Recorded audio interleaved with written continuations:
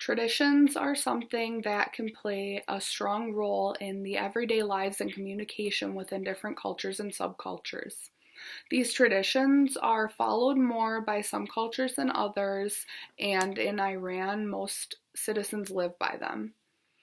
Different styles of communication in Iran are highly based on individuals' beliefs and values, and this plays a very large factor in shaping out the communication within personal relationships. I am going to focus on the ways of living and communicating in Iran, emphasizing the communication within dating. I will be comparing some of these to the American culture as well. Nonverbal communication within Iran speaks much louder than verbal would, such as here in America, verbal communication tends to speak the loudest.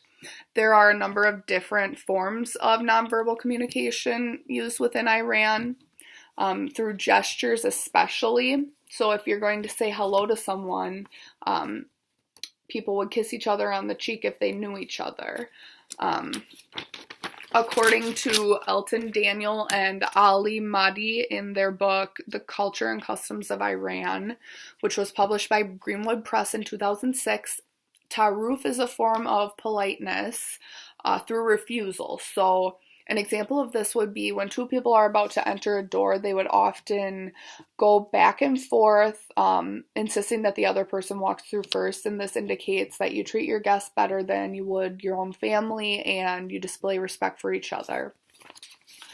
To express sincerity, Iranians will place their hand on their chest and bow their head slightly, and this would just indicate sincerity and genuineness to one another. There are also offensive cues and gestures that are used in Iranian communication. For instance, pointing directly at somebody in Iran is very frowned upon, and this can be interpreted as being aggressive or vulgar to one another, whereas here in America, pointing a finger can come across wrong if it's directly at someone, but it's also used to direct attention towards someone or something. Another nonverbal gesture that's used is holding a thumbs up. This is considered disrespectful in Iran as it indicates the same meaning as holding up a middle finger here in America would. But if we were to hold a thumbs up here in America, it would mean something is good or okay. Within America, the nonverbal communication methods vary in comparison to those used in Iran. So we use a lot of eye contact with one another to give a sense of comfort to each other. We display affection, whether it's in public or in our homes.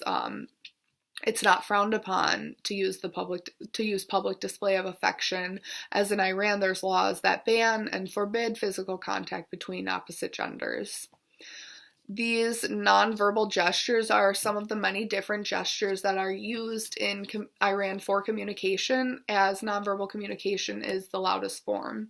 In America, it's the opposite. Verbal communication speaks a lot louder. So we tend to be very direct communicators with each other, and since we're very assertive, it seems that we're much more enthusiastic naturally when speaking with one another. We're less attentive to body language or signs through body language than Iranians are. We're more likely to not notice when somebody's using understatements because we're very used to being direct with each other, whereas in Iran, the use of understatements is actually more common than assertiveness and directness when using verbal communication. All of these methods of communication play different roles in communicating because between one another in Iran and America, along with gestures, culture plays a very large role in communication within these countries. And traditions have actually led to gender differences, which play an impact on the dating scene and communication within the relationships of couples who are dating. According to Hamed Shahidan in her book, Women in Iran, Gender, Politics, and the Islamic Republic, which was published by Greenwood Press in 2002, Greenwood Publishing Group in 2002, the Iranian people are very religious-based. almost all Iranians follow the principle of modesty within the Islamic religion, and according to their scripture, there should be a partition between men and women that are not related. So this led to the enforcement of the separation of genders, and different bans deny women's freedom of expressing themselves, especially non-verbally, such as being able to wear what they would like. They have to wear hijabs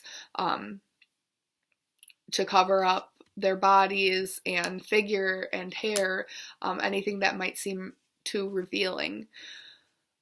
This can play an impact on the communication within relationships or leading up to relationships, because they are not allowed to speak to each other on the street. So the way that they meet each other is typically through family, or it is a lot of times ultimately up to the father of whoever the bride would be, in the case of marriage. The communication that is within dating relationships in Iran does also vary based on each specific couple, and it depends on where the communication is taking place. So out of the public eye, Iranians might display love and affection for one another just as couples from other countries would, just as couples from America would. Different methods of nonverbal communication that are displayed within relationships are small gestures to one another, and they're used very frequently in Iran. Attention is expected towards each other, so a lot of times they'll make frequent phone calls to each other throughout the day. They will bring frequent gifts to each other, bring home frequent gifts for one another, such as flowers or desserts, to remind each other that they are loved and protected. Loyalty is a strong and expected part of relationships, as it is here in America as well. And couples in Iran try to maintain politeness to one another when they're communicating. There are many different customs that play a role in the communication within the citizens of Iran, including nonverbal cues, verbal communication, and the communication within relationships is impacted by these. In America, these customs differ, and some are similar, but the difference in the cultures seems to be prominent.